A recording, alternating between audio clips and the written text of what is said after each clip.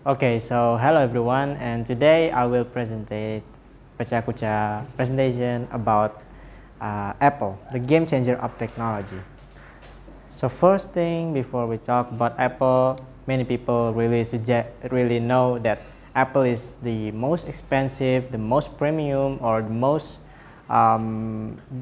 greatest device that many people know. But yeah, people might assume that Apple is one of the product that the product for the highest people, the product that can make your society better, the product that can change your whole life or anything. But yeah, wait. Okay, some of the people will say that why don't you buy an Android instead of iPhone? Why don't you buy Windows instead of Mac? Why don't you buy any other devices except from Apple? Because Apple is an expensive product, and also it's not the greatest product that exists in this world. Well, it's because maybe this guy is one of the problem for the Apple right now. This guy was Tim Cook. He was the CEO of Apple after Steve Jobs. Well, things was different when he was taking the responsibilities on Apple office or Apple industry.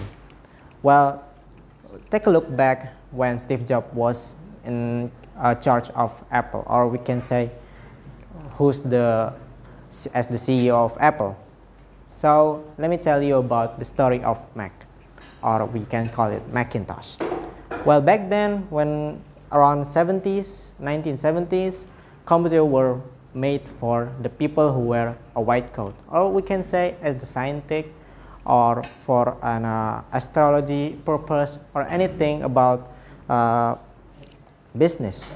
And this was the first computer, or we can call it as the early generation of the computer. Computer back then were so big, it can fill up your room, any room, like your bedroom, it can fill up almost the half or the almost like 3.4 of your room. Well, things was changed when microprocessor was invented. In early 70s, people say that we can make computer with the size of a micro, or the micro size. Well, this was the first microprocessor that ever made, that is Intel 404 in 1971. And because of this chipset, many things has changed from that big computer into this small type of computer. This computer called IBM PC was released in 1981, and this was the the small computer that IBM made, or maybe the popularity computer that IBM made. It can cost a lot, like $400 back then. It was a lot because computers were expensive back then. Now, IBM assumes, or any other company in the computer world assume that computer only made for business. It's not even made for all the people, or like a basic thing. Computers were made for scientific, for business, for any other like that, for education. But Steve Jobs knew that they were wrong about that statement, and until they made the Macintosh. So what's so special about this Macintosh? Macintosh was released in 1984 and also known as the first personal computer, the computer that can be used in regular people. So not only people doing it for business, but people can also doing it for document things and a simple task for their own job or their own hobby. The why Macintosh really different than the IBM PC itself. They look kind of same in the look. Well, it's because of the GUI, or we can call it as graphical user interface. Well, this is basically the comparison between IBM PC OS and the Macintosh OS. You can already see the difference that IBM PC used CLI, or command line interface, to operate the computer itself. But while Macintosh was different than any other computer. Matter of fact, Macintosh was the first, I guess, the first computer that comes with a GUI. And this was the easiest way to can operate a computer, because basically you need to read around this book to operate CLI or the IBM PC, which was a thick book and people hates to reading it. So this innovation really changed the world how computers were made. Computers were not made for for business, but computer also can made for home computer. Steve Jobs really changed the way how computer look from that years, and many things has changed until now. Now we're gonna talking about the downfall of Apple. We're gonna hear the sad story that how Apple can fall down too, as the biggest company in this day, they can going down too. So back in 1985, Steve Jobs hired John Sculley. John Sculley back then is a CEO of Pepsi. Now, the reason why Steve Jobs hired John Sculley, I don't know about the reason, but there was a punchline that really inspiration to John Sculley to join at Apple. As you know that Pepsi is a really big company that sells soda. The punchline is, do you want to selling sugar, Coke for the entire of your life, or come with me, change the world? And that was the word that Steve Jobs say to John Sculley. And after he said that, John Sculley automatically or instantly joined Apple company. And yeah, many things has going wrong in a couple of years after the Macintosh release, but unfortunately, Steve Jobs and Steve Wozniak, as the founder of Apple, left Apple at 1985. The reason might be controversial things, and also Macintosh is loose on competing with IBM PC and other PC. But it was like the most revolutionary, which we're gonna look at it after a year. Well, this was the computer that John Sculley made, or under management of John Sculley. It was different than any other computer. I mean, not different. It was the same as the Macintosh, which they make like Macintosh 2, Macintosh Plus, Macintosh Portable, Newton Message Patch, Power Macintosh, and PowerBook 100. All of these devices look same, and basically there's no improvement on it. And also, as you know, around that time, computers still expensive, more than way above the computer how it really costs right now. And the innovation is not much. The innovation is just like this. This was like the generation of the operating system that macOS made around on John Sculley management, and it was like just a simple operating system, which yeah, it was not really special. While Windows really do improve since the first day released MS-DOS until at the time Windows 98, they were getting improved and they were getting really good at some point, like Windows 3.1 evolved into Windows 95 and 98. Now you may wondering, where Steve Jobs go? Is he really retiring from the technology world? In fact, he's not retiring from the technology world. He now, after he left Apple, he worked at Pixar, and he made the new company as Next Computer in 1988. Now, the fun fact is that Steve Jobs was getting involved in Toy Story movies, and which was the first 3D animation movies that has ever made in the world.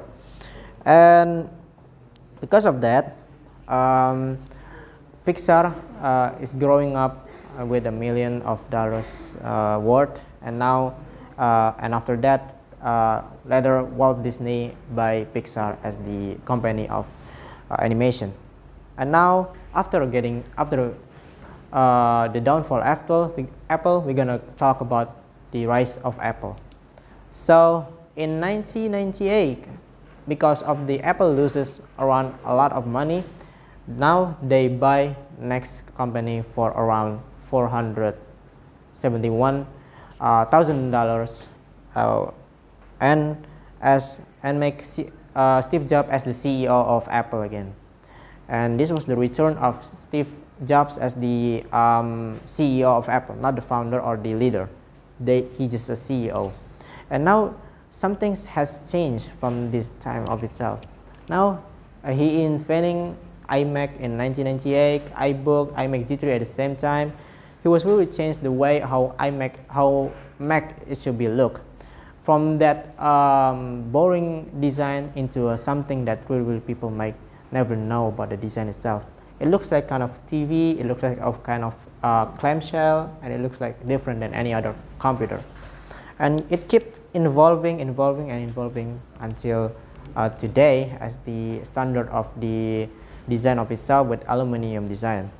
Now not only Mac, but they also involve they also changed the word how computers should be or laptops should be made. This was the MacBook Air 2008. This was the revolution device or laptop that ever made.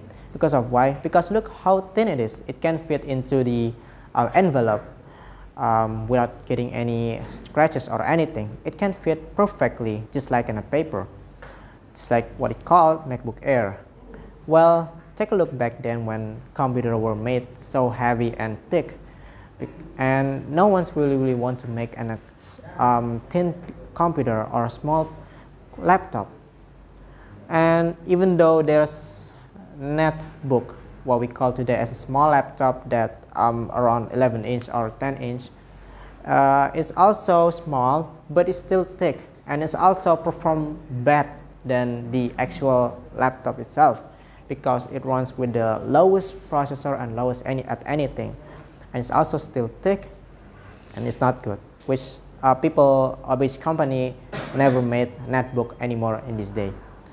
Well, not only in the computer technology, but they also changed the music industry.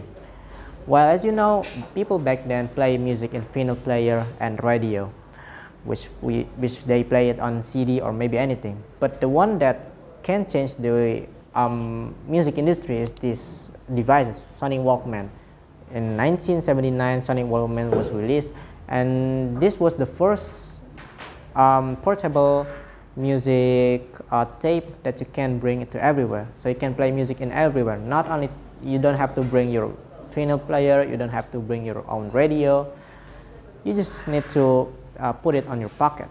But something that's missing from the Sonic Walkman itself, that you have to play music with tape. Now the problem is that each tape may really stack up if you have a lot of collection of music, and which can fill up your room or fill up your maybe space with a bunch of music tape. Now what's the revolution that Apple made for the music industry? They made iPod. iPod was the first music player that comes with the MP3, or we can store it with in the storage. It can load up until 500 music, 5,000 music at a time. That time was a big really number. It was released in 2001. And now not only in the music industry, but they also changed it on the phone industry. This was the first cell phone that Apple ever made. It was Motorola Dynatec 8000X in 1973, which only can call around 30 minutes and charge until 3 hours, which was a small numbers to use it. And also in 2000, Nokia released the smallest cell phone, not as big as the Motorola Dynatec. It was small and it was portable. But something is missing from the phone of itself. Why we need phone only for calling? Back then, people use phone is only for calling, but now Apple changed it, the game, and they made iPhone. This was the first iPhone that I ever made in 2007. Why is so revolution? Because it has touchscreen, and it also can load an app. It can also take a picture. It also can listen to music. It can also do like pretty much everything. They changed the game around here, everything here. But around touchscreen smartphone was invented before iPhone. Yes, they were invented before iPhone, but they require stick to use it, something like pen. Now, after the first iPhone release, they really changed, they really copy Apple a lot. Like not copying, but they also innovate like Apple did. like for example Samsung Galaxy S in 2010, and also in iPhone X they would change something changed from the iPhone X, which they don't have home button anymore, which can let confuse to other people. But they really believe that the user can use this phone. And also later that year, everything copying Apple. From around like device like this, they don't have notch, right? Now into something that really thinks. This was Samsung Galaxy S10 in 2019. They were basically like copying Apple for this one. And also don't forget about the Chinese company Xiaomi Pocophone F1 for copying the design of Apple too. Now they also changed the tablet industry. They also changed the iPad. iPad was the first tablet that comes with a touchscreen and also a simple things to use. Now Samsung did it again, and everything is keeping involved. Matter of fact, iPad was one of the tablet that really inspired people to make a tablet. Now without Apple, maybe we don't have a personal computer. Without Apple, maybe we don't have portable laptop like MacBook Air. Without Apple, maybe we don't have storageable music player. Without Apple, maybe we don't have the touchscreen phone. Apple will change the world, how we really face the world of the technology itself, and they really changed the game into a new game, and they changed the world of the technology of itself. Alright, thank you, and maybe only that I can say. If I made a mistake on this presentation, please forgive me for that. Alright, thank you.